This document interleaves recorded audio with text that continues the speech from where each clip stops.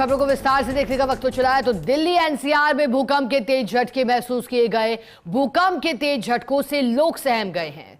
Richter scale पर भूकंप की तीव्रता 4.3 रही। सुबह 5:30 बजे महसूस किए गए भूकंप के झटके। जमीन से 5 किलोमीटर नीचे था भूकंप का केंद्र।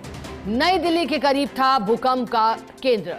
और बड़ा भूकंप तो बड़ी तबाही, लेकिन यहां तीव्रता 4.3 रही।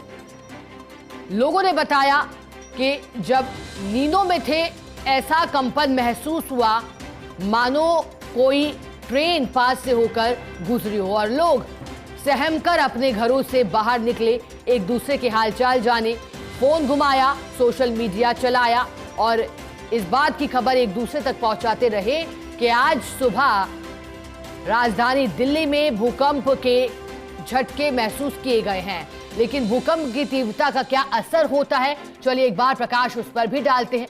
अगर 0 तीव्रता होती है तो सीस्मोग्राफ से पता चलता है, 1 से 1.9 होती है तो फिर इसका आकलन किया जाता है हल्के कंपन से। चलिए इस पर दोबारा आपको जानकारी देंगे रिक्टर स्केल और असर, लेकिन उससे पहले एक और बड़ी जानकारी इसी से जुड़ी आ रही है।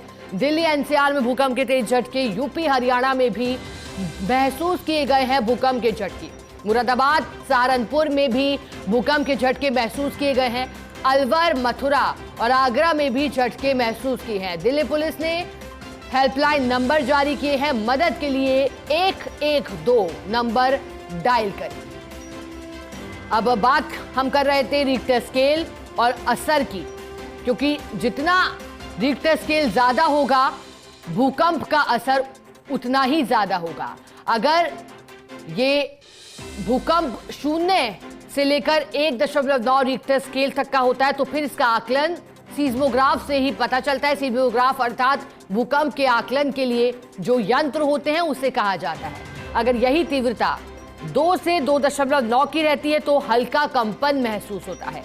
तीव्रता जब 3 से 3.9 होती है तो ऐसा महसूस होता है कि आपके पास से कोई ट्रक गुजरा हो, जैसा कि फिलहाल जिन लोगों ने भूकंप को महसूस किया उन्होंने बताया कि कोई ट्रक गुजरा हो, कोई रेल पास से गुजर गई हो, इस तरह का कंपन होता है। वही जब ये 4 से 4.9 पहुंच जाता है और इसी के बीच दिल्ली एनसीआर में भूकंप आया है 4.3 तीव्रता का भूकंप, अर्थात इस तरह का भूकंप आने पर खिड़कियां टूट सकती हैं, दीवारों पर टंगे फ्रेम गिर सकते हैं।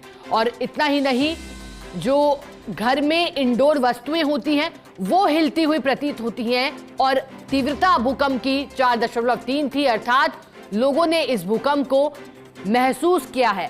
वहीं जब ये तीव्रता 5 से 5.9 होती है तो घर का फर्नीचर हिल सकता है। फर्नीचर अर्थात जो भारी सामान होते हैं जैसे कि अलमारी या फिर कोई और दराज, जिनमें कंपन हो सकता है। वहीं जब ये तीव्रता 6 से 6.9 के बीच पहुंचती है तो इमारतों की नींव दरस सकती है। ऊपरी मंजिलों को, अगर कोई हाई राइज बिल्डिंग है तो इमारतों को नुकसान हो सकता है, ऊपरी इमारतों को। फिर जब यही तीव्रता 7 से 7.9 होती है तो इमारतें गिर जाती हैं, जमीन के अंदर पाइप तक फट जाते हैं। और 8 से 8-9 के बीच आने पर बड़े पुल गिर जाते हैं। और जब 9 के बाद जाता है, जिस तीव्रता का भूकंप देखा गया था बीते दिनों जापान में, तो फिर इस तीव्रता के चलते बड़ी तबाही, सुनामी तक आ जाती है।